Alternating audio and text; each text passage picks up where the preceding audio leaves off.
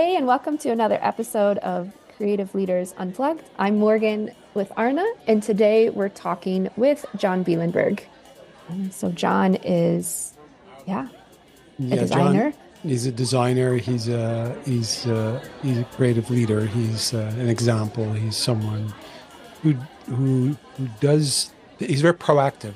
He does the things that he feels are right. But he's also like very. He can also be really down to earth. So in the sense of, he gives you good advice, but he's not. He does know that, there's a reality. You have to kind of, things like, you have a Hmm. mortgage, you have to kind of do the things you Yeah. can't, so this, to me, it's always been such an example. I seriously, it's something I think about all the time when working, and with clients is, what is this something, am I contributing to do the right thing here? Is it? Hmm. And I think I do it because I like working with people and helping people to see things differently and help them to be more creative and have more empathy and humanize systems. And I say these things and I believe in them, but sometimes you go like, am I really? Is this really what I'm doing? Yeah. Like Yeah. really, your last project, was that really what you were doing, or were you just getting paid basically? And Yeah. Yeah. right, because I have a mortgage, I have children, I need to make a living. So the complexity of it, but then again, I mean, so John is someone, just like his anecdote of, he found himself in a bank or working for banks and working in Hmm. the financial sector, and then with a suit on and a suit and tie with, a bunch of other guys with suits and ties, and then thinking, I don't belong here. I These don't are not my want, people. these are not Yeah. my people. This is not my place. I don't want to be here. And I've had that. I don't know. Have you ever experienced a moment like that where you went, Definitely. Yes. yeah, Yes. Yeah. tell me So, more of um, well, it was more just this feeling, not so much of a vivid, oh, I'm wearing a suit and tie and it's some shiny skyscraper with a bunch of finance gurus, but more just this feeling like this is not the type of atmosphere or energy that I want to continue to work in. And so yeah, and it was more like we would have internal things that you could volunteer for. So it wouldn't be so big as taking on my own client, but just within the university where I work, of course, there's different committees and boards and stuff to get things done. that? Um, and so and some of them are, of course, you have smaller teams, which I much prefer to work in because you can, connect and work with people. But then when it comes to much, much bigger teams, especially within the whole university, it just has to operate in a bit, much more systemic and kind of procedural way. And that's just not my type of environment. I can understand the value in that. But I was like, yeah, okay. I know that my place where I can be my best version of myself is not in this type of um, arena, where everybody's reading the minutes and following along and raising their hands at the right times. And so I'm gonna find myself in a workshop with post-it notes or, Yeah, making prototypes or something. So but it's important. I mean, the only way to find out is to try by it. being right, being there, and Yeah, then try. absolutely. Because otherwise, you might Absolutely. think that that would have been great, but you just never experienced that. I think a lot of people go through this where especially, I recently talked to someone, and this is a story I've heard over and over by multiple people who sort of climbed the corporate ladder, Hmm. where they found themselves, they became people managers in the company, et cetera, and they found themselves all of a sudden disconnected from the doing part, you know, Hmm. Hmm. and and and the more you climb the ladder, the more it becomes political, right? Yeah, yeah. So, and then some people really become really unhappy because they didn't realize that, because that was the thing you should do. You're supposed Hmm. to do that. You're supposed to climb corporate ladder, and then all of a sudden you find yourself, Yeah. Why do I? Because now I kind of not do. I'm not doing the thing I actually love. So designers, for instance, if you're a designer, if you're creative, realize that if you start climbing that corporate ladder, because somehow you're in an environment where that is, the thing to do, and you get the opportunity, you think, yeah, that's awesome because it makes you feel good, and Hmm.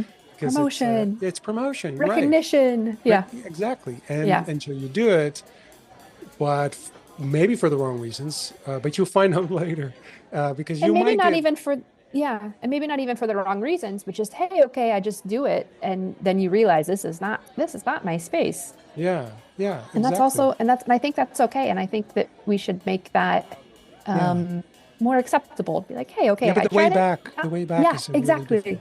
So that's what you need to make more acceptable, right? Yeah, Exactly. yeah, Exactly. Like, okay, I tried it, not my thing. Let me step yeah. down, step to the side, step in a different direction than only this path. And that's what I That's really really loved. difficult, though. Yeah, Yeah. sorry. Yeah. Yeah. Yeah. No, and I mean, I talk about my dad a lot, but I love him, so it works. But, um, but he had the same experience, got a manager role and was like, I really love working and doing the projects and stuff, and so also took a step down, and that was also tough for him, Yeah. because as the society, as a you know culture, we don't really make that. We don't celebrate making decisions that are always best for No, you, even exactly. if they Yeah. look different. Yeah. Yeah, so this idea of um, actually not sort of it's sort of growing as an individual, growing as a Hmm. professional, doesn't mean you have to kind of go up the ladder. You can also grow sideways, Yeah, exactly. right? Yeah, You don't need so, but we don't have that kind of culture in many organizations, definitely. right? And I think that is yeah, and once you get up that ladder, usually the combination is also that you get more money, Hmm. and you get into what we tend to call the golden cage. Yes. And Yeah. because you start living that way, and you start, you might buy another house or something, or you start getting used to that, it's really difficult to then step back. Hmm. So Hmm.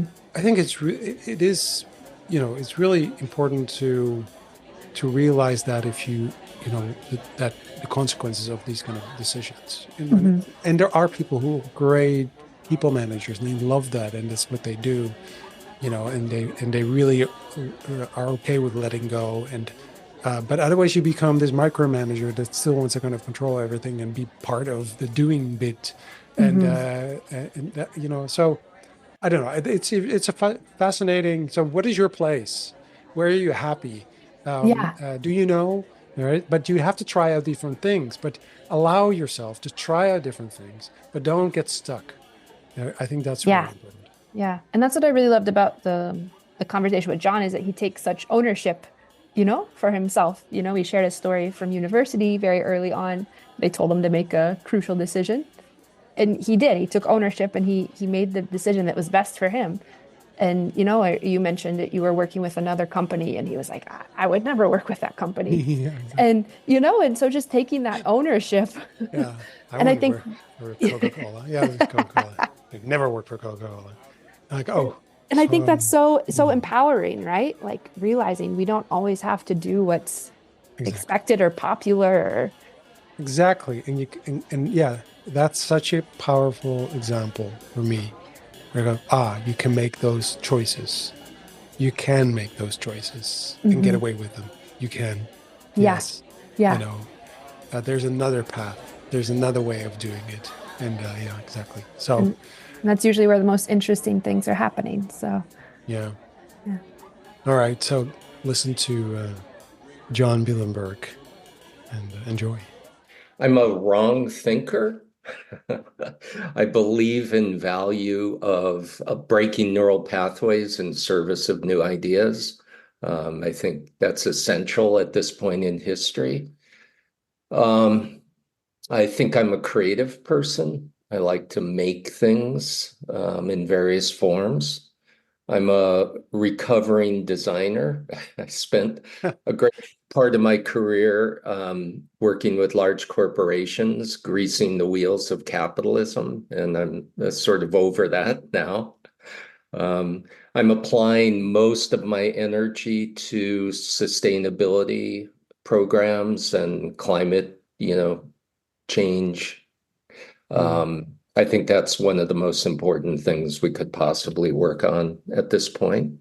Mhm. Um, I live on the coast of Maine. I'm a avid cyclist. We have these bikes that kind of come apart so you can put them in a box that goes on the plane without extra charge. So we take them all over the world with us. It's a great way to see a new place. If you're in a car, that's one thing. If you're walking, you can't go very far, but on a bike, you can really explore, and Mm. kind of experience a place in a new way. Are you from New England? No, well, upstate New York. Okay. Yeah, my dad was a theater professor. Grew up in upstate New York, but went to California right after I graduated from college. So I spent most of my career on the West Coast in San Francisco Bay Area. Okay. Moved to Maine just to get out of the rat race. I have two kids and just wanted to raise them in a smaller town, just with less stress and pressure. Yeah. It worked out, but I had to commute back and forth to California for 20 years, which Oh almost, gosh. yeah, Yeah, that's was intense. brutal. Yeah, Yeah. I Yeah. don't recommend it. I don't think I would have moved all the way across the country if I knew I was going to do that for decades. Yeah. Have you heard there's the Baz Luhrmann speech about sunscreen. And it Hmm. says everyone should live in New York, but leave before it makes you hard. And everyone should live in California, but leave before it makes you soft. Oh, uh-huh. And I think yeah, that's one of the biggest, people ask me what it's like to live in America. And I think that's one of the things that a lot of people are always surprised about is how big of a difference there is between different we're all one country, but it's so different state to state. So Yeah, definitely.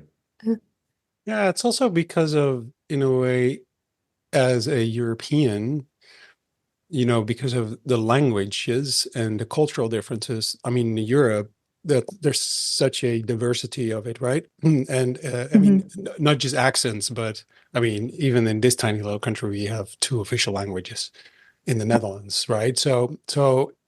And in the US, everybody kind of, from there's differences in accent, obviously, right? From Texas and New York, but still, it's all English. And, kind of you can get throughout the whole country, you can get away with just speaking English. Yeah. Mhm.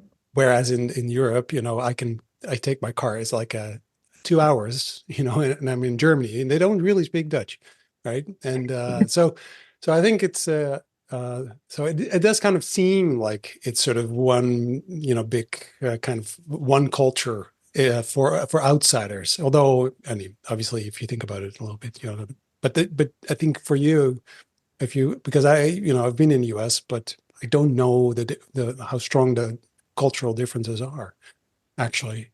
Just accent. I know I can hear someone from Texas, I think, but like, what if if there's a real difference in culture? I don't. Hmm. I'm not sure. I'm assuming based on television programs and CNN. All I know. Both are sometimes accurate.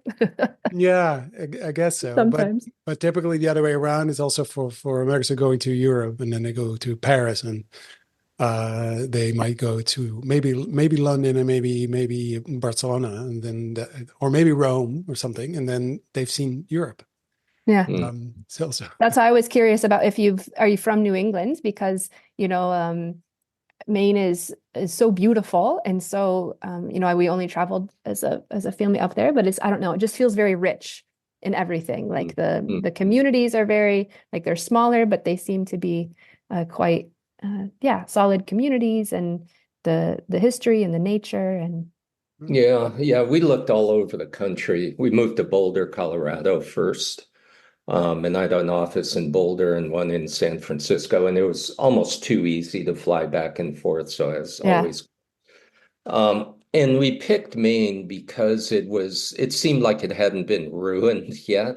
It's kind of isolated up near Canada. It once had a rich economy with clipper ships and boat building, and now it's mostly tourism and Okay. lobster.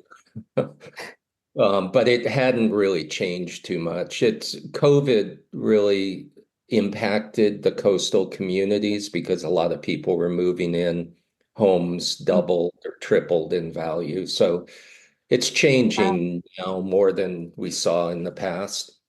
Hmm. Uh, it was in, all of these places, they used to be inexpensive in Colorado, like Boulder, for example, Yeah. or Bend, Oregon, or Boise, Idaho. Were all cheap college towns, and it's completely changed now because people can move to where they want to live, and Yeah. work at Google or something. Um, I don't know if it's good or bad, but it's different now. It's really accelerated. And you mentioned, and one of the other things you mentioned was that you're a wrong thinker.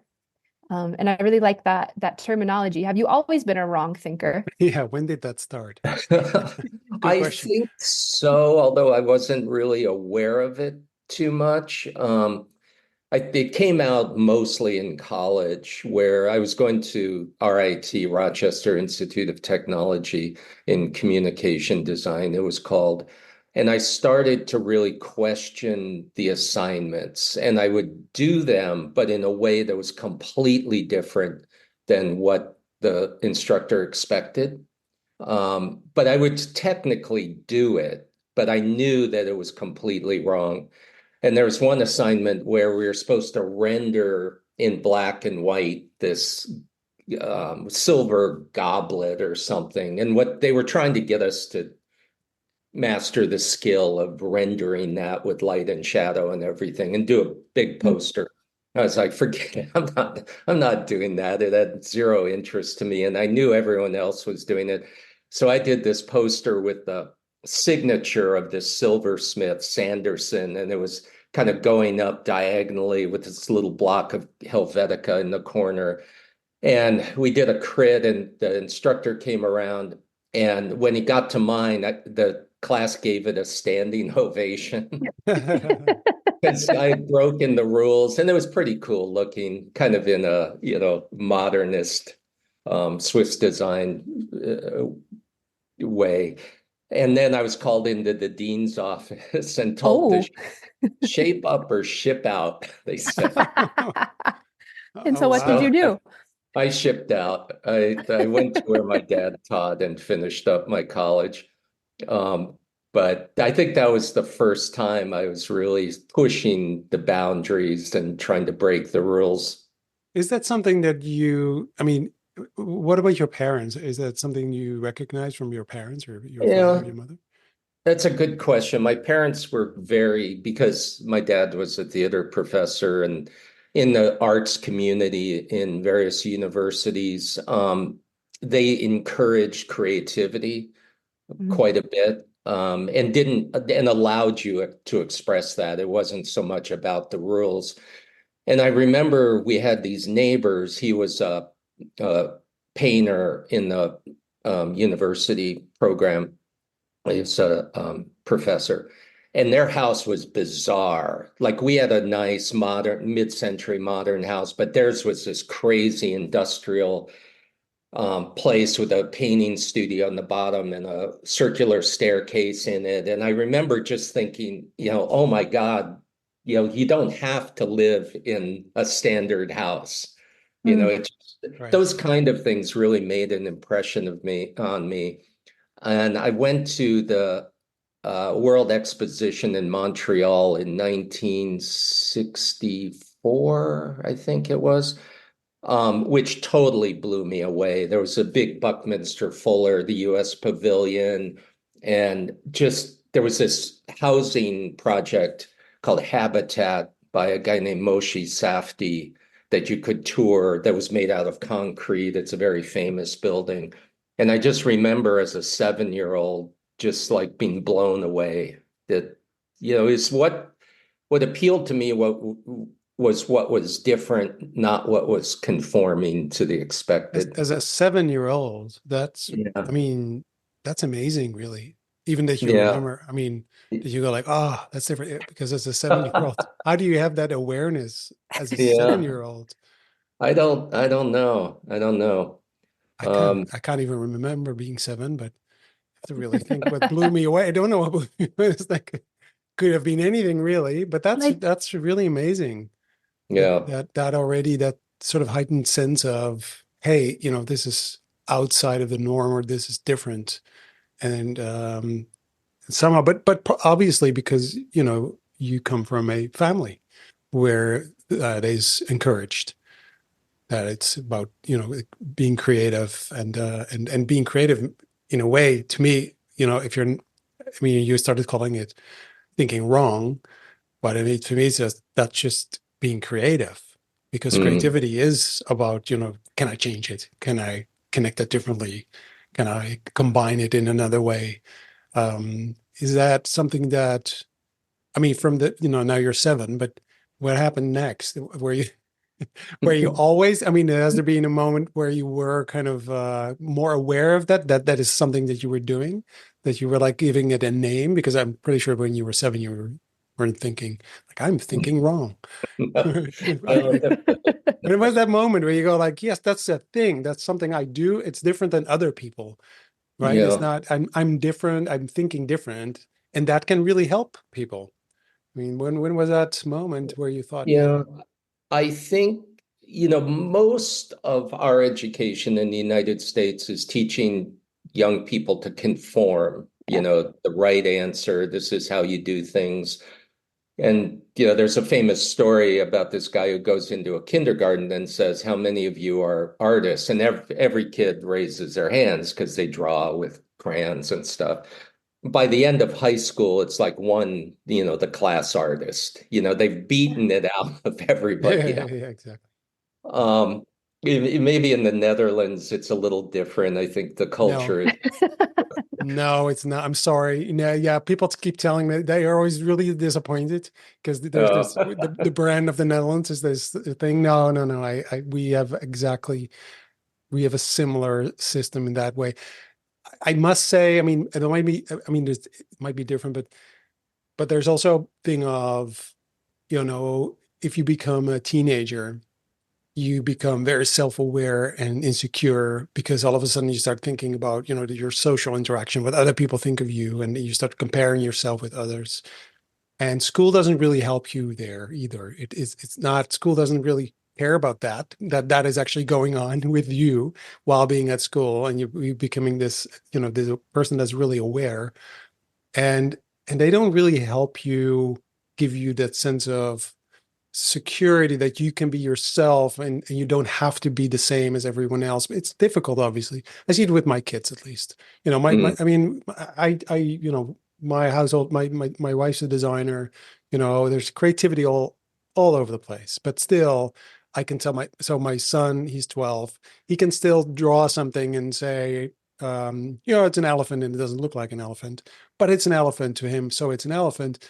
He's already, now he's 12, it's changing a little bit, because he's like, now he's getting into that moment where he goes like, I don't think I can draw an elephant. mm, So can I have a picture of an mm, elephant, to kind of know what an mm, elephant looked like?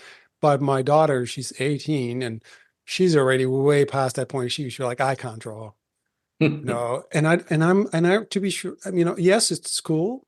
Yes, for sure. But it's also somehow, it's also human nature a little bit. So you need support, and school doesn't give you that support, but home can give you that support. But it's still, even then, it's kind of difficult to kind of, creativity. I think our society in general doesn't really appreciate wrong thinkers, Yeah. or creatives, or saying, I just go for it. I just try something. And and from school to work environments, it's just not appreciated, I think. So I'm Yeah. actually, as a parent, I'm a little bit baffled by it. I'm a bit like, what happened? Why? How come? Aren't we the parents your example of that it's okay? No, it's I don't know. It's Yeah. difficult. Yeah, I hated high school probably for all those reasons. Yeah, me too. There's so much pressure to conform, to be a Yeah. cool kid or something. And I wasn't an outsider, but I just wanted to be done. And then when I got to college, it really changed because I was in design, and so I was with a lot of other people that thought like me. The program at RIT wasn't right for me because they were really strict, Mhm. grid system Helvetica program. But in general, that was where you can really flourish, because you're around similar-minded people. When you're speaking, I was thinking about an example of when I go, it's ironic. So I'll come at it from a different angle. It's ironic that the people that have achieved the most in general, and that can be business like Steve Jobs or something, art like Picasso, music, really anything, are the ones that are outside the norm, right? Mhm. They have the ability to think differently about something and then the wherewithal to actually get it done. And so it's really funny because when you're in situations, large organizations or corporations, there is this pathological um, conformity to what's expected, Mm. what's expected in that industry, or what they've done before. And so I always try to show that difference. Like, okay, let's talk about Steve Jobs. Let's talk about why, Apple was able to achieve the things they did when he was around. And so I try to get them to understand the value of pushing outside the boundaries, and doing something that's different. It's just funny to me because you can point to actual examples and metrics, and yet still there's some sort of human kind of um, characteristic that wants to conform. Yeah, I think it's like a psychological, like a herd safety kind of mentality.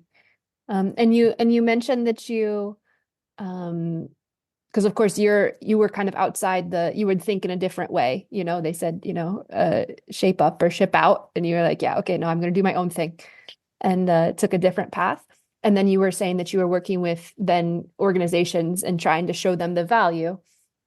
And how did you how do you uh, not justify, but how do you come to terms with those two different things? Because for me, like I'm okay, I can do my own thing. I can kind of march to the beat of my own drum. But then then to try to get other people on board with that is just a whole nother, Yeah, um, yeah, yeah. approach. So how do you, what is, yeah.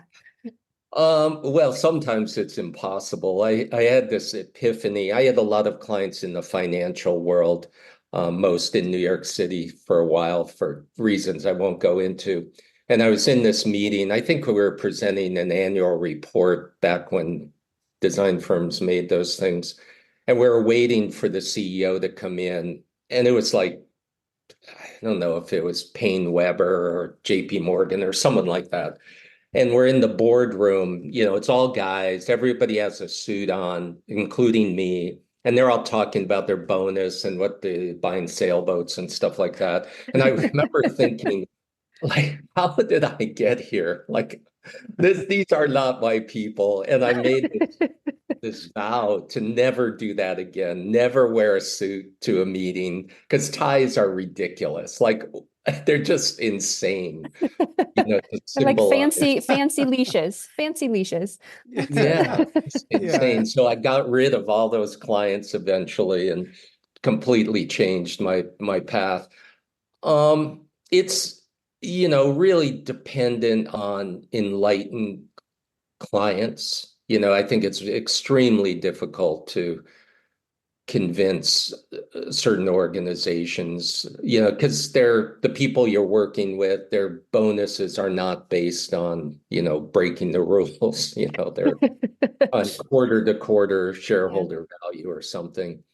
But we completely changed the company to this thinking wrong methodology. So we went from a design firm doing branding and identities and all that stuff to helping large organizations address their biggest challenges and using the thinking wrong methodology. So it's really this shift to acknowledging that well, I was more interested in things that were new and different and innovative, but I also felt like we live in this environment now the speed is increasing exponentially. Mhm. And, our impact on the natural world and all of that, that we can't just keep doing the same things and expect a positive outcome at this point. Mhm. And we had been kind of flat for thousands of years, and then all of a sudden, thanks to Mhm. this kind of thing, I mean, Moore's law about the speed of technology increasing exponentially, and now Yeah. we have AI, which is a whole nother conversation. Yeah, yeah, we will actually talk about that a little bit. I watched looked at your website and so a lot of AI going on. So Yeah, really yeah. interested. We would love to kind of hear your opinion or your thoughts about that. But I just got do one step back because when we got to know each other, I think you were still active. That was because I'm reading, because you're one of the few people I know with a Wikipedia page, by the way. So Hmm. like, you got a Wikipedia, but you're a really important person then. So you exist. Yeah, I don't know how that happened. I didn't have. Well, it happened. You're there.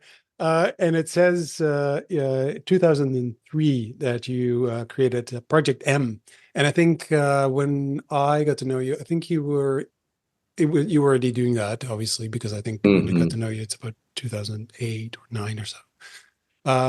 So Project M was really interesting. I remember you telling stories, but because it is sort of something specific about the way you're thinking, and because you were doing sort of these kind of I remember you telling me a story about trying to revive the economy of a small town by giving I think it was a bakery, High uh, lab. Yeah. yeah, Pie Lab, yeah, giving them a little incentive, a little bit of money, $50, I think, something like that, right? I thought it was such an interesting way of, not just because it's not just because it's a great idea, and the reason why, and the purpose of it is all really cool, but also you are someone who, and this is to me leadership and creative leadership. Nobody asks you to do things. Nobody says, John, can you do that? And then no, you go like you do it. You come up, and a lot of people find that really difficult to. They wait for someone to ask them to for a project for they wait for a client to tell them what to do. You're someone who says, no, well, this is interesting. I'm just going to develop something for this. And but anyway, Project M. Can you tell us a little bit about what that Yeah, was? sure. So at the time I was teaching at the California College of the Arts in San Francisco, and they had this architecture lecture series, and this guy came in, Samuel Mockbee, I had never heard of him before, but he was an architect teaching at Auburn University in Alabama, and he had started this program for young architects called the Rural Studio. And he would take them 3 hours away from Auburn, which is a college town, to one of the poorest counties in America, Hale County, Alabama. And these young architects would have to interact with the community, figure out a project, design it, and build it themselves. And they've been going 30 years now and done hundreds of projects, houses, community centers, schools, fire stations. And I saw this guy present and I was like, why isn't there something like this for other design disciplines? Why just architecture? And so that was the spark for Project M, the M standing for Mockbee, the architect who inspired me, who had just passed away from leukemia. And so it was really an experiment where I would just take a group of young creative people in that period between college and getting jobs, plant them in an unfamiliar, usually distressed place. We've been all over the world now, and they have to invent a project, think wrong about how to do it, and get it done in a short period of time with limited resources. And I felt like this intense, like creative, challenging experience would have an outsized impact on the arc of their careers. Just like I believe the rural studio architects responded to that program. And then that was where I really developed the methodology for thinking wrong. How do you get your brain to break those neural pathways? How does that work? And then once you have a crazy idea, how do you get kind of the momentum and the wheels going? Yeah. So So maybe that's been going. explain a little bit about, because it's intriguing where you said, well, and then we were, I told them to think wrong about it. Can you explain a little bit what, because I can imagine people listening go like, what exactly does it mean? Think wrong about it? What do you mean? Because I've been Yeah, in your one of your sessions, and so kind of I have a so I just told myself, wait a minute, I know what he's talking about, but maybe right. other people don't. Yeah, at the beginning, when we did the book, Hmm. uh, it was a little more complicated, but we've now boiled it down to four different steps. And the reason is that I found that if you weren't heavily facilitated, most companies or individuals never would do it. It's Mhm. just like it's easier to just do the stuff you're already doing. Hmm. Yeah. Um, Yeah. so the four steps are, the first one is wait, why? So this is really questioning, wait, why do we have two cars? Wait, why do we live in the United States? So it can be an individual thing, or it could be a corporation. Wait, why are we still making that product, when blah, blah, blah. So it's really that questioning. Out of that, usually something interesting evolves. So you go, well, that doesn't make any sense. Like, why are we doing that? And then the next step is called maybe. So this is where you develop a challenge statement. Maybe it's possible to sell our cars, and Mhm. live without that expense and impact on the planet. So that's the second step. Maybe it's possible too. The third is what if? And so this is really the creative part where you have to trick your brain into thinking wrong, because our brains are pathological about following. Once a neural pathway is in place, we just follow it, and it's really hard. And so there are various exercises we've developed. For example, maybe it's possible to get rid of, both our cars. And then the exercise, we take two random things that we put together, like um, outrageous pink flamingo, right? So your brain has no connection between getting rid of your cars and outrageous pink flamingo. But when you start there, you start with that prompt to generate ideas. Your brain can't go to a file folder full of everything, oh, maybe I could get an electric bike, so you're already in a file folder full of what you already know, but you Mhm. start with this crazy random prompt, and then you can't. And usually groups have trouble at the beginning, Hmm. because it's kind of hard to do that. But once they get going, it's much easier. Kids are actually really good at it. Kids are They're so good not at this. Yeah. yet. Yeah. Yeah, but it's And then those the last neural. Oh, sorry. Go ahead. Yeah, sorry. The Oh last. yeah, they're just more flexible, and they're not all established or calcified at that point. Yeah, And yeah, the then neural pathways are not there. Yeah, so right, if you so no, sorry, I just wanted to say which yeah, because it makes so much sense in what you were saying earlier is that it's groups find it difficult because they haven't established those connections yet in their brain. So it also takes practice. They have to kind of the first time you might go, pink flamingo, why because your brain goes, right. why, that makes no sense. I'm not going there. I don't want to put it in your brain takes up so much energy. So it goes like, no, it resists, right? But after a while, you have to kind of practice. So that's so interesting. And kids, they don't have those blockages yet. They don't have those. Yeah, They're all kind of interconnected still up there. So they're going like, right. yay. Yeah, exactly. They don't care what the outcome is either, probably. And we go like, oh, but yeah, but I promised my boss that tomorrow we're going to have like 5 great ideas. And now this guy comes up and with his pink flamingos. And what, and this is all going, so. Right. And the way I explain it to in a more corporate situation, I say, okay, if you've got this challenge, you're trying to figure out a solution, wouldn't you rather have this huge range of possibilities to select from at the beginning? Right. And then you can always kind of bring those down. Mhm. But, you never go from a regular idea to an amazing idea later on, you know. Yeah. And so I try to like convince them of the value of a wide range of crazy ideas that you've never thought of. And then the last is called try this. And this is another way to think of it as small bets. So a lot of times there's fear, I'm going to get fired, or this will never work, or we're going to lose money or whatever. So Mhm. when you kind of make it into a small bet, let's just try this and see if it's working. And then you can build on that if it is, but there's less risk or loss, implied in that kind of approach. Um, so the example, Arne, that you talked about with Pi Lab, that started as a free pie day. So they just made pies, they had coffee and set up a table in this little community, and people came and they had conversations about what was going on that could then be made into projects in that community.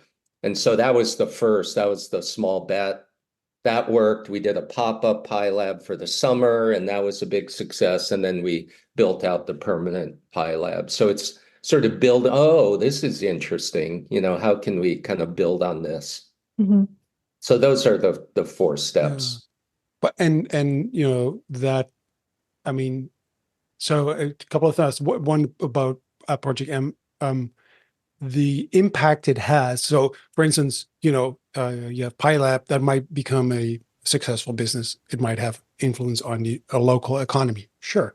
Then there's a group of young people that have went through that process.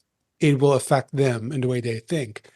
I, on the other side of the ocean, am influenced by it because I still remember it as sort of an option because you've always been someone who I actually use a lot of the stuff that you do and the way you talk about things as an example of someone who gives you options. You go, oh, that's you can also do that. Oh, you can also go all the way there and just go and try that out, or you can behave that way, or you can choose sort of the companies you work for and not work Mhm. for instance. And I think that is such an important. I think lots of times people don't realize that the thing you do will affect, something in the system more than Mm. you think. It might just your plant a seed and in people's heads basically, and that lives on. So even though it might seem very local and rural in this little town where there's pilot, but actually, these are stories that really influence a lot of people, which is I Mhm. think so powerful. That's why it's such a powerful thing to do. But also, your think wrong. One question I have about your think wrong is it getting easier to kind of explain it because of, or is it more difficult to kind of uh, position it because design thinking, service design, and all these agile methodologies, all these creative methodologies that sort of sound for a lot of people the same. Mhm. And actually, in your Wikipedia page, it says that you're classified as an entrepreneur and a design thinker. So I don't what's know your where that stuff comes from, but I'll take it. someone Secret classified you. Wikipedia elves typing in the background. Yeah. Yeah. I just like the fact that you're classified as something. Sounds very official. I think So, to answer the question about is it easier, I think Silicon Valley, that when I went to California, Silicon Valley hadn't really developed the way it did later on.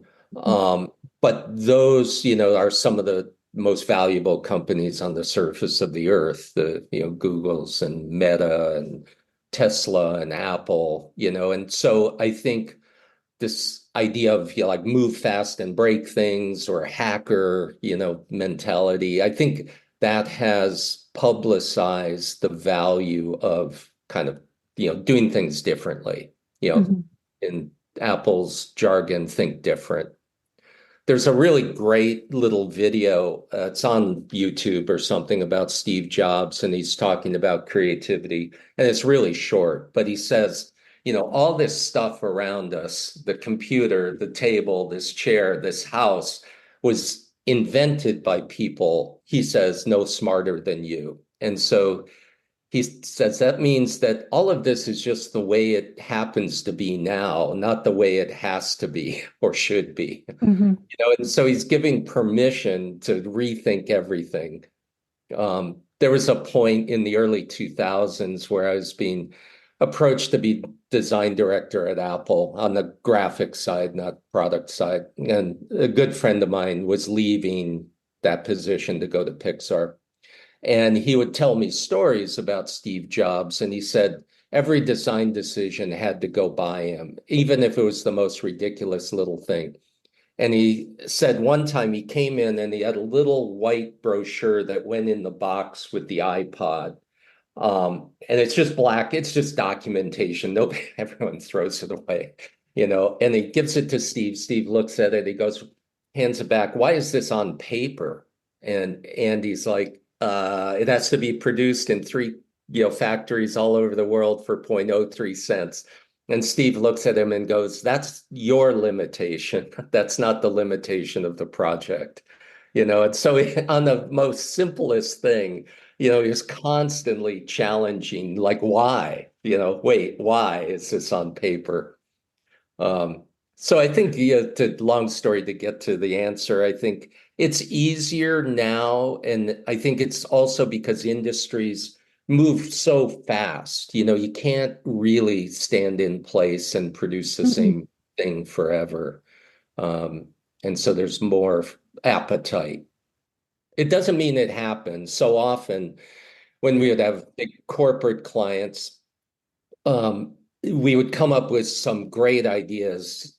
I'll tell you one of them in a second that would never happen for whatever reason. Everybody would get all excited, in the workshop and then go back to their jobs. And for whatever reason, nothing would ever happen. We did one for Starbucks. We would do these corporate retreats for their design department every year with this fantastic friend of mine, Stanley Hainsworth. He would be a good podcast guest. Thanks. Um, he was design director at Nike, Lego, and Starbucks. Now he has his own firm called Tether. And the challenge statement that we were working on is how do you eliminate paper cups at Starbucks? And it was like, well, that's a good challenge. And we found out that they make a ton of money on the Starbucks card. So you load it up and then you Mhm. use that to pay for your coffee. Well, they've got your money. When you load it up, Yeah. I don't think they can spend it, but they can invest it. And so that's a huge profit center. They told me, I don't know if this is true, they make more there than they do on coffee. And so the idea Wow. that we came up with was to have Starbucks mugs, which they already have, but the chip is in the mug, not on a card. So you're much more likely to bring your mug because your money is on your mug. Hmm. And the technology was there to yeah. try it, do a small bet, do a test in the market. And I think because Stanley left shortly thereafter, the whole thing got wrapped around the axle. But that happens so often, where there's the appetite to come up with something new, and then the forces of business as usual, Yeah. conspire. But how do you stay positive in Yeah, that? Because I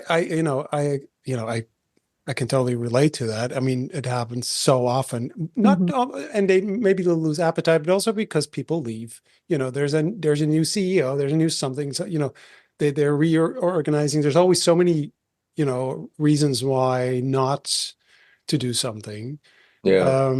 How do you keep sort of positive in that sense? Because I know a lot of people working in, like in consultancy and in design who are like, I'd rather work for smaller companies, who can really move. Yeah. Yeah, yeah, that's one. I've kind of stopped working completely with large organizations. I was in a workshop in New York a few years ago, and it was a company that was using big data for commercial real estate or something. And I was sitting there, and again, like this is the second time this has happened to me in New York, is like I can't will myself to give a shit about this. It's just I'm trying so, really hard, but I cannot. yeah, like I just don't care anymore. Yeah. So I work mostly with organizations that are really focused on change. One in Los Angeles, I'm on the board called Pando Populous that works on sustainability. And so they understand the value of like thinking wrong about problems. And Mhm. I work a lot with students, where I feel like I can influence the way they think about design and what they want to work on. So I've kind of shifted away from, hitting my head against the wall with large organizations. Right. So your Yeah. advice is just don't do it anymore. That's the that's the way to stay positive. Just Oh, I don't don't know. don't go Just there pick anymore. pick and choose carefully, I'd say. Well, it's fascinating. It's really interesting, and it's a question that's on my mind. I just today actually someone asked me, "What is your biggest challenge as a design facilitator and a designer?" And I was like, biggest challenge, and I to me my biggest challenge is that I get kind of some, and less now, but it happened quite often, and I'm still prone to this. That I have alarm bells in my head going like, oh, I don't know, really, is this gonna? But it's a cool company, and the people are nice, and there's this project, and they asked me to do the project, but somewhere in the back of my mind, I know this is not gonna work, is it? And I still, and then I don't say no on time, and I'm already kind of sucked into this project, and then all of a sudden I feel like, oh no, this is never going to happen. This is just going to be a couple of workshops, and they're never going to do anything with the outcome because they are fighting, or there's something going on Mhm. internally that I didn't find out on time. And so it is sort of this saying no on time. I think learning, and I think that's also experience probably, that you will create sort of this antenna where you go, no, this is, I already Mhm. feel that this is not my place. I'm not Yeah. going into How this. has, yeah, and how has intuition then played a role in your, excuse me, and as your practice as a designer? You're asking me? Yeah, yeah, You're the guest. So Um, yeah. yeah. yeah. Does it play a role? Because that's also Intuition. viable. Yeah, because I think that's kind Yeah. of what you're talking about a bit, right, Arna? Yeah, I call alarm bells, but it can also be, it can be sort of a feeling that you go, Yeah. that's intuition. Yeah, you go like, hmm, there's a certain, and you can't put your finger at. Sometimes right? Like, okay, this is really not my Just place. But this is going to be too complex, or just I don't know, something that you Yeah. feel this is not the right. So that's intuition. Yeah. I think it's age and experience. When I was younger, I'm sure this is true of most people, I was just so ambitious and optimistic. I've never turned down a project that Right. came my way. Um, as you get older, you see the warning signs, that Hmm. Yeah. and you may not be as hungry anyway, Mhm. you have a Yeah, little bit of a cushion, it's easier to turn stuff down. that's true too. But in a way, is it wouldn't it be, I mean, if you wanted to have a generation of designers, wrong thinkers, people who kind of really can make an impact, wouldn't you like them to have sort of the ability to see the warning signs even when they're younger, when they, because I think putting your energy into the wrong Hmm. workshops, wrong projects, wrong clients, um, it's a waste of energy and time. I mean, I remember also listening to you at one point. I think it was at the time that we were doing a project for Coca-Cola. And I think you said something like, I would never work for Coca-Cola. I was like, hmm. I didn't even know I had a choice. It's Coca-Cola. Well, who says no to Coca-Cola? I mean, how? Because it built my resume. I want to be cool. I want to be, other clients will like me to do that. And so that really made me think as well. Talk about thinking wrong. I was like, can you make that decision? Can you? I mean, I won't work for tobacco industry. I don't want to work for the weapons industry. But then someone said, Arnie, you're working for Philips, right? And they Hmm. work for yeah, I know they do healthcare too, but they work for the weapons industry too. So, I'm like, how do I make those decisions? But I think we don't teach young people sort of to kind of hear those those alarm bells or feel those, or that you can make that choice and how, and that you can make that. I don't know. Is that a question? I'm not sure if it's a question or more a statement. Well, it's making me think of the program that I teach in is very avant-garde, and it's not like your traditional design programs, but the students can kind of choose their own courses. And one of the focus tracks they could choose was circular and social design. And so, of course, it attracted the students who are thinking about these things and are thinking about the ethical or the moral implications of the choices that they're making. And so it was really fascinating to have conversations with them because they're also so overwhelmed, right? Oh, cool, I get to work for a healthcare company. Oh, wait, they're actually connected to this other industry, or, because everything is so complex and complicated, Yeah, and that exactly. they were just feeling so overwhelmed. And they're like, what hope is there? And I'm, trying my best to like, oh, Hmm. it's okay, you can do it. But yeah, what hope do you, or what advice would you give to people out there who are feeling like, okay, I want to be able to make these choices, or I want to, um, yeah, what Yeah, I want to do advice, the right or thing. I yeah, want how to do do the you, what would you say to a class of students who are feeling this way? Yeah. I can say things, the reality of, paying back your student loans or, paying for your apartment. There are these realities of life, that you have to calculate. Um, I talk about it in several ways. One is, like if you're looking at a clock at the second hand, there's a second. That's your life. Like it's ticking, right? It's finite, and so what makes you happy? What makes you get up in the morning, and how can it's like a design problem. How can I how do I get there and do that, given the time I've got to do it, and um, sort of treating your life like a design problem. Um, I think to me, I constantly go back to that Steve Jobs thing where all of this, everything, politics, the structures we have placed, laws, like human existence is invented, you know. Um, Mhm. all of this stuff we think is important, you know, isn't really in the greater scheme of things. So when I think that way, I think these things that you're supposed to do, you're supposed to make this much money and have this car, this house, or whatever. It really doesn't matter, and so what I try to do is alleviate some of that pressure to do these expected things that then might free you up to construct a life that is better in alignment, with Mm. your values. I was flying into LA a while ago, and as you're coming into LAX, Los Angeles just it goes forever. Like it, maybe Mhm. Mexico City might be like that too.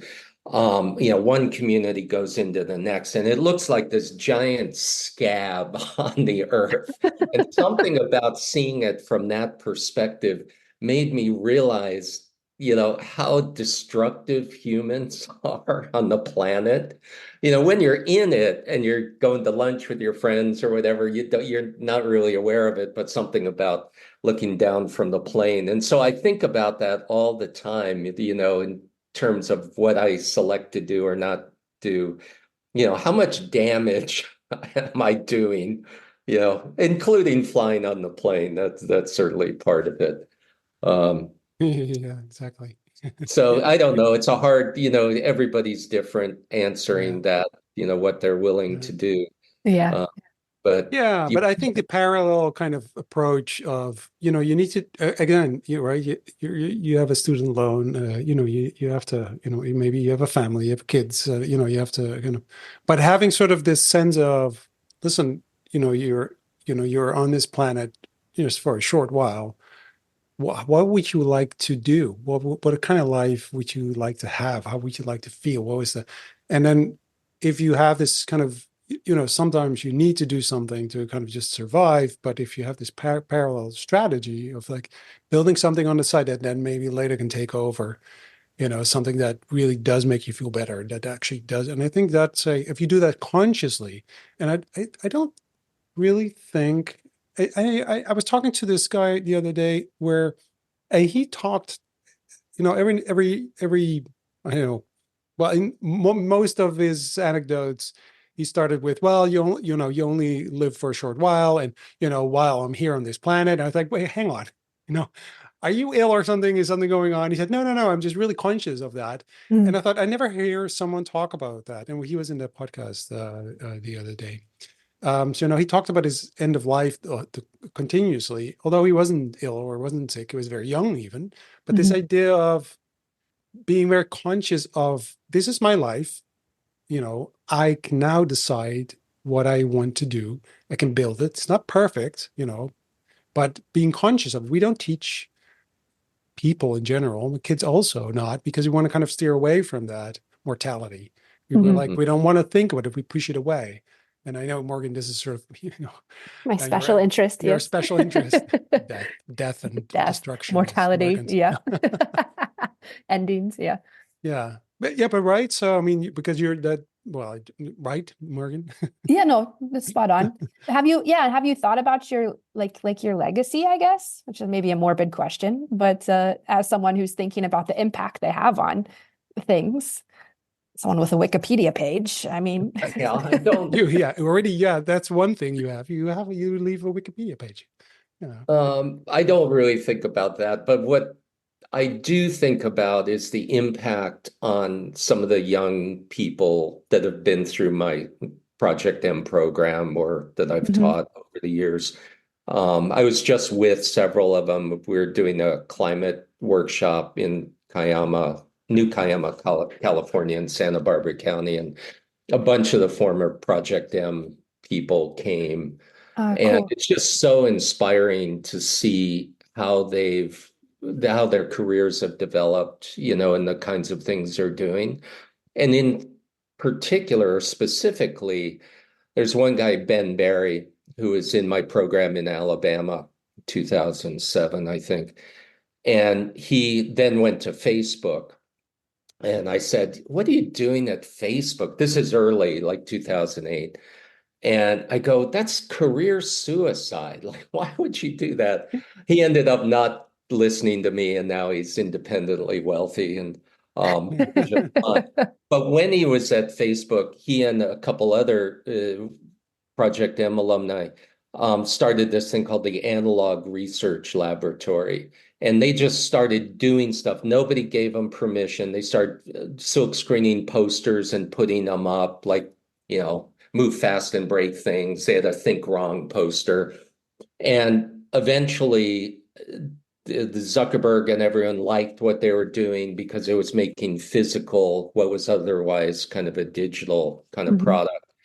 and part of their culture. And so they gave them more space and then built a new building and a big, analog research laboratory space. And um, what I love about that story is that nobody told them they could do that, Mm. and they just did it. And then over time, it grew and grew and grew and became established there. A bunch of articles, Wired Magazine did an article about it.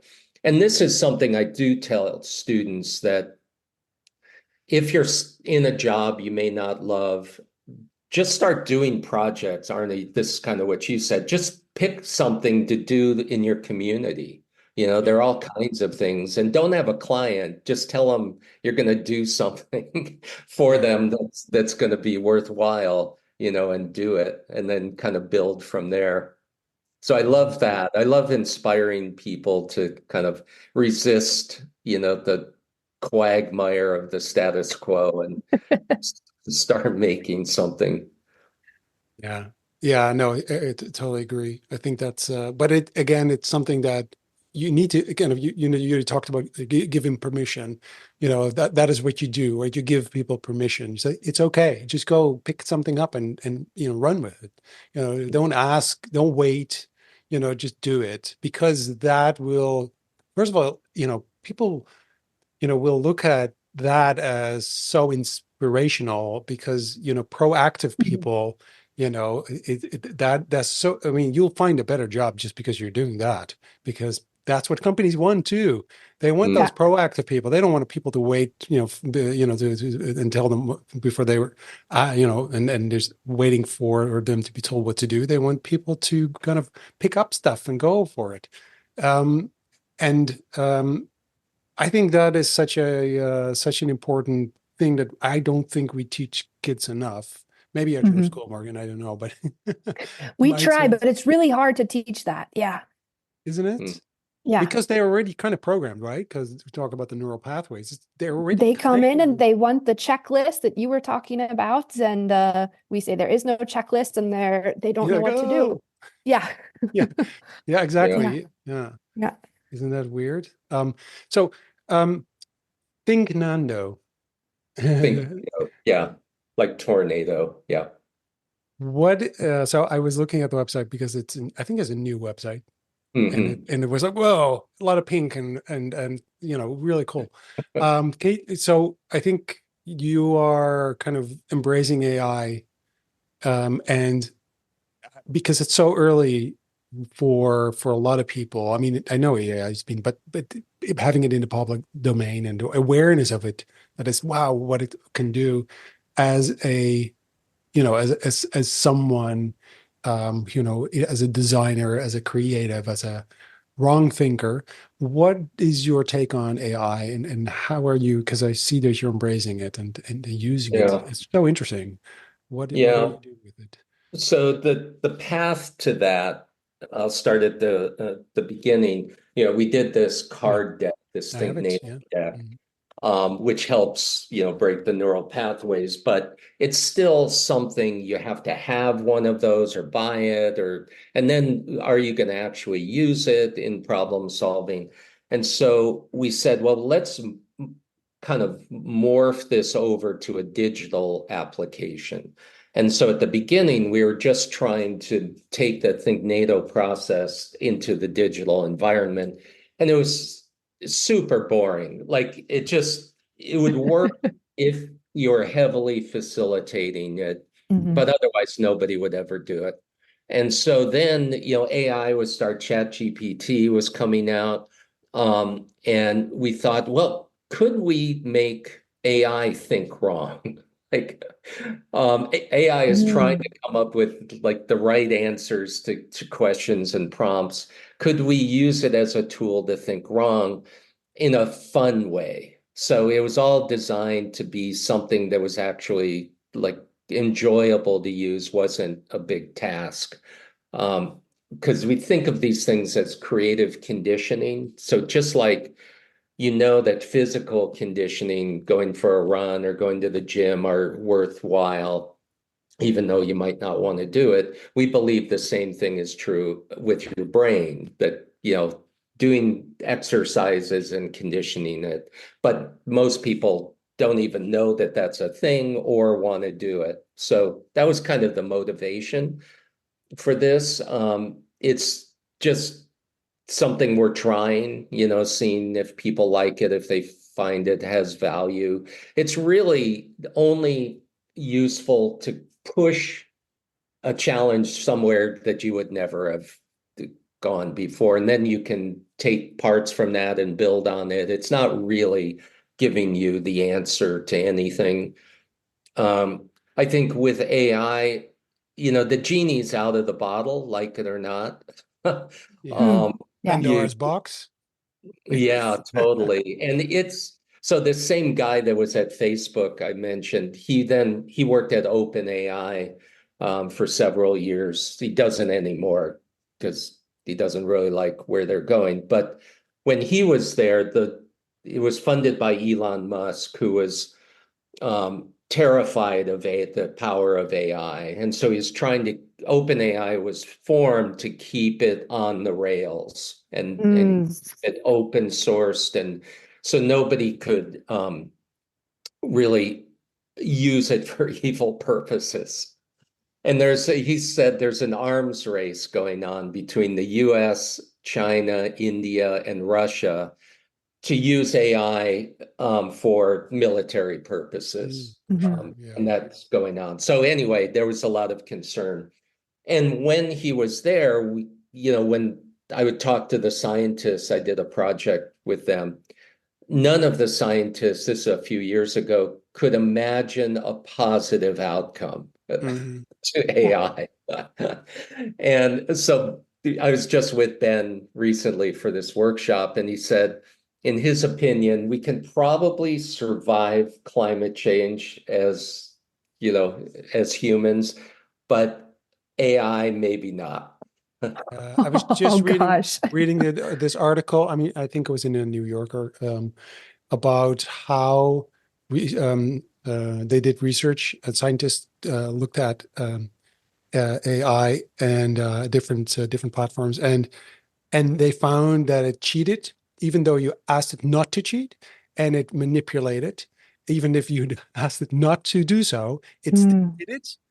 And they were really worried about this because, like, Mhm. we ask it to be honest and straightforward and then and Yeah. play the game with it, but it still wanted to win the game, and it cheated. What? So wait a minute. So you don't control it? People are, and this is, by the way, I think a sentence that I've read the most by you probably on social media. Humans are stupid. Idiots, I say. Humans are idiots. Yeah, yeah, Yeah, yeah. yeah. Humans are idiots is your is your Is that is tagline, that I the full think. is that the full quote? I think that's the tag. That's It, the full. Yeah, humans are it's idiots. humans equal idiots. Yeah, exactly. And this comes from, I mean, the AI thing is a perfect example where we have the capacity, the scientific capacity to develop things like AI, but we really don't have the wisdom to understand the impact of that. And, Mm. you could see it with, social media. In the early days of Facebook, they had no idea, the impact that it would have on young No girls, way. Yeah. presidential election, and how it could be manipulated. And, that. So that's just one example. But the thing about humans that's so perplexing is we do have the capacity for great knowledge and technology and art, music, literature, film, but as a group, we behave like idiots. And I think climate is a great example of that, where it's going to be so difficult to get us to acknowledge the issue and address it on a global scale, or that like prejudice still exists, that we use skin pigmentation to Yeah, separate people. We're like, Mhm. really? We're still Mhm. yeah, doing that? yeah. Really? It's a thing. Yeah. I think what the issue is, humans have these basic survival mechanisms that were once useful. like tribalism. It was probably once advantageous to gather in groups, and you could identify those groups by, some characteristics. Um, Over the past, I'll say 100 years, our conditions have so radically changed, but as humans, we can't evolve fast enough. So we still have these reptilian brains, Yeah. but we're also dealing with these huge existential issues at the same time. There was a guy named Bill Joy. He's still around. He was one of the founders of Sun Microsystems, invented Java, really brilliant, genius guy. And he did the cover story for Wired magazine years ago, and it was called Why the Future Doesn't Need Us. And it was about the dangers of technology. And I saw him give a talk, and he had this graph with this hockey stick exponential curve, which represented Moore's law. The speed of processing increases exponentially, which gives us this powerful computer in our pockets. Mm-hmm. And he had another line he said was human evolution, and that was like flatlined as far as you could see both directions. And he Wow. circled that space in between this and that, and he called it the chasm of cognitive dissonance. That Mm. we, as humans, we just cannot deal with this new environment that we're living in. Um, and he was calling for a Hippocratic oath for technologists that, like in medicine, you Mm-hmm. can't, you, everything is in service of a betterment for humans. Whereas technology, if we can do it and it'll make money, you'll do it. Yeah. Mm, yeah. Yeah, exactly. It's money and power. And yeah. So it's always an arms race. It's going to be an Yeah, arms race. It will be. right. And that obviously, I mean, that led to the atomic bomb. That led Yeah. to, I mean, so we are very stupid. And But I yeah, think it's, that those two things, the climate and the AI, I think are unprecedented. Like most humans on the planet have no idea like how fast both of those things are accelerating right now. yeah, Mm-hmm. it's Mm-hmm. And crazy. it's stuff we've never had to deal with, which gets me back to the whole thinking wrong, keep creative people to come up with new ideas and address, some of these challenges, I think is essential. It's not just an elective. Yeah, agreed. Which Yeah. is something that um I don't know, someone someone needs to start organizing that.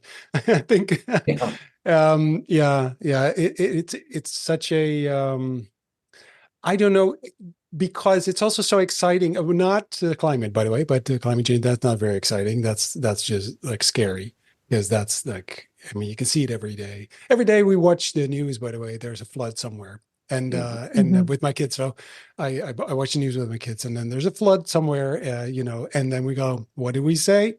Climate change. Every day there is something that points to, hey, something's changing. Hello. Yeah. With AI, there's a sense of excitement as well. There's a sense of because like you said, it is serendipity machine. You can Mm-hmm. ask it to come up with weird solutions and just keep going. And every time you say, give me 10 more options, it says, absolutely, I will. Glad to. It's happy, yay. And it's such a great, and Mid Journey, it creates these images. It's amazing. You go like, wow, you can come up with these crazy things that are to me as a creative, it's addictive, really. You go, wow, this Mhm. is so cool. I can whatever I can imagine, I can just create, like, in a second, really. It's an Yeah. amazing thing. But at the same time, again, we go back to the alarm bells. You go like, what's the consequence of all of this? Mm-hmm. I don't know. And so I know, when you think about the future, I mean, we talked about the future, obviously, but what do you think for your future?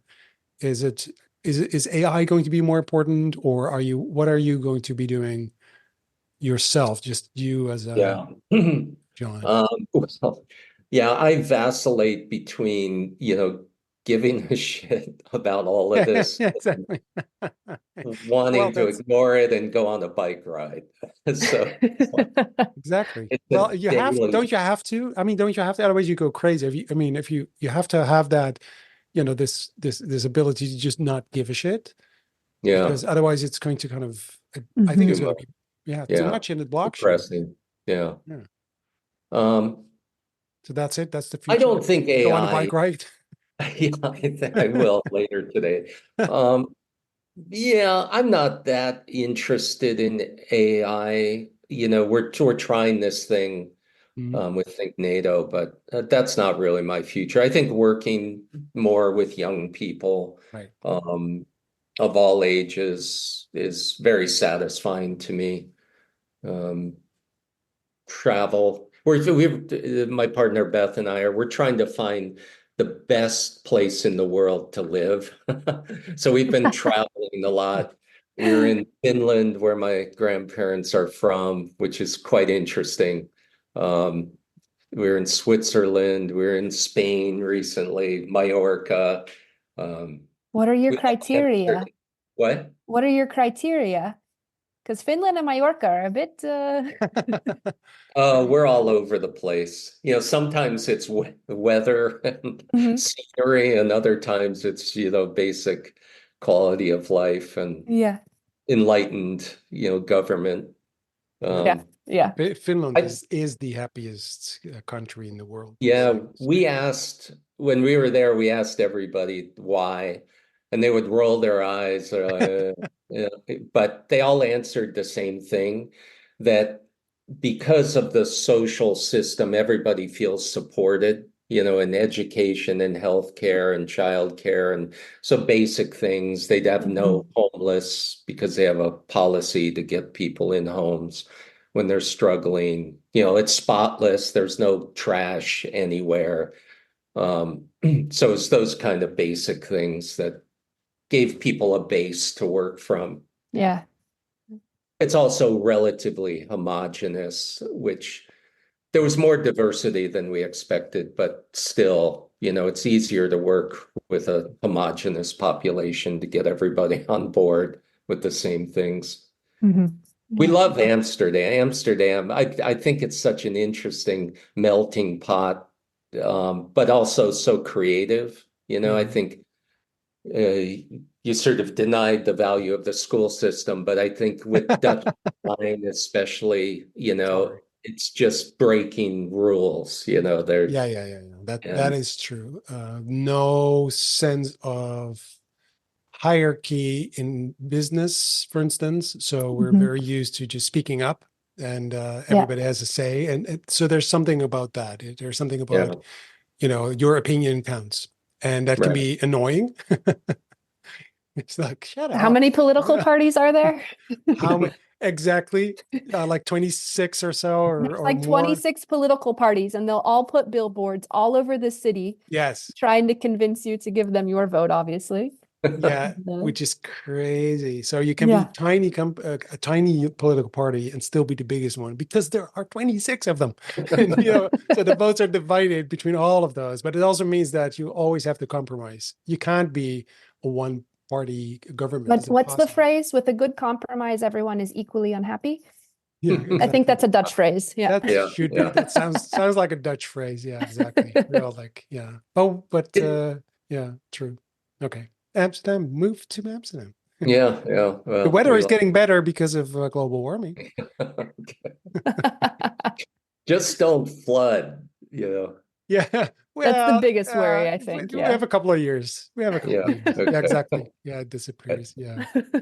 All My right. house is below sea level, so we'll see. Yeah. Yeah, Well, I do think that of all the places to live, I think the Netherlands, and I live in Haarlem, the original Haarlem, in the next to the beach and between Amsterdam and the beach. I think we think about moving every now and then, and we go like, where? This is such a amazing place. It's hmm, safe, like Finland. There's safety nets. It's not exactly like Finland, but there are safety nets. yeah, You don't have to really worry about things like becoming homeless and that kind of stuff. You don't need 2 jobs or 3 jobs at the same time. Mm-hmm. So I think that's really important. But at the same time, it's also I think the Dutch. I mean, it's a cliche, but there is a sort of sense of honesty there. People will kind of say what they feel more than other countries. So if I even go to Belgium, which is, they even speak the same language, part of it, they will be so much more indirect. So about what they think and feel. Mm-hmm. So they always and they think we're very rude. But I kind of, so because it's kind of nice. At least Yeah. So come to Amsterdam. That'd be nice. Okay. Would be very good We'll to come and visit or come and live. The houses are, you can't afford them anymore. By the way, that's a side note. Same here. Yeah, the value of houses went up tremendously. But I really enjoyed talking to you. Yeah, this is great. Thanks. Yeah, thank you so much for joining us.